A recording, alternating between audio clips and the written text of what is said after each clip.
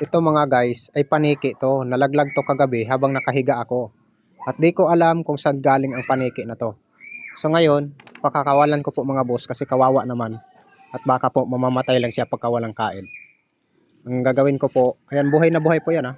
Gagawin ko po, ipadapo ko muna siya dito. Ayan. Ayan na siya mga boss. Oh, diba? Ang saya niya. Ingat. Ayan, saya niya. Oh, may sinasabi pa siya habang nakaano.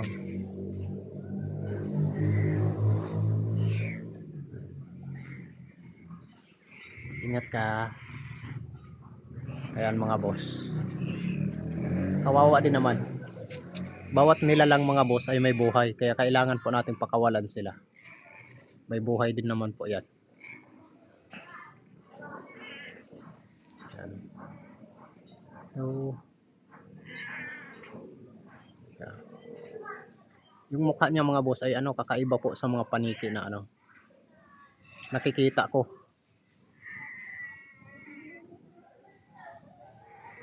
Diba? Nalalaglag to kagabi habang natutulog ako. Yan. Habang natutulog ako kagabi, nalaglag to. Hindi ko alam kung saan galing to. Sarado naman, wala naman pong butas sa bubong. Kaya nagtataka ako kung saan to galing. Kaya hinuli ko siya. Kinulong ko muna. Kasi maraming pusa akong alaga. Baka hindi siya ligtas eh. Tapos ngayon, pinakawalan ko na po sa mga boss.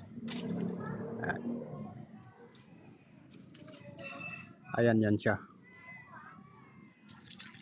Pinagat pa ako nito kagabi.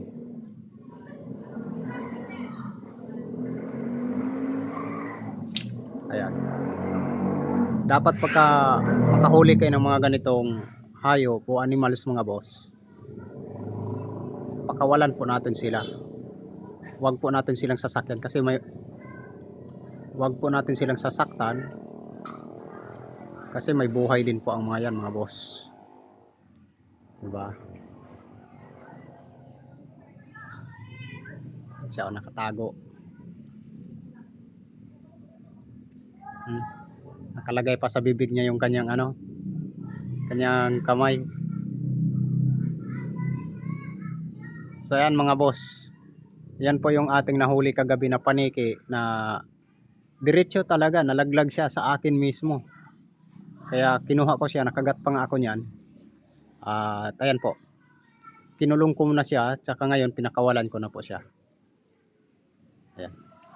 So ayan, tandaan po natin mga boss, kahit hayop yan, may buhay pa rin po yan. Kaya hindi po natin dapat siya sasaktan at hindi po natin dapat ikulong yan. Dapat po malaya, mapahayop man o tao.